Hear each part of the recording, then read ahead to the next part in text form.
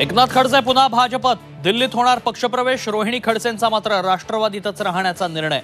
दबावामुळे खडसे भाजपत जात असल्याचा रोहित पवारांचा दावा. डॉक्टर नसलो तरी 1.5 वर्षांआधी मोठं ऑपरेशन केलं. काही लोकांचे कमरेचे गळ्याचे पट्टे उतरवून टाकले. मुख्यमंत्री एकनाथ शिंदेंचं नाव न घेता उद्धव ठाकरेंना टोला.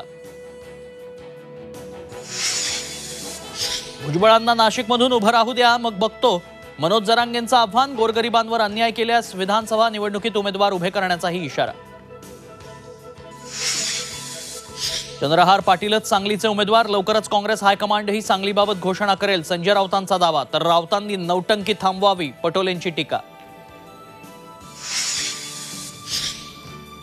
सुप्रिया सुळेंचे प्रचार प्रमुख सुनेत्रा पवारांच्या प्रचारात सक्रिय. शरद पवारांचे निकटवर्तीय प्रवीण माने. अजित पवारांच्या पक्षात. बारामतीत सुप्रिया सुळेंना मोठा धक्का.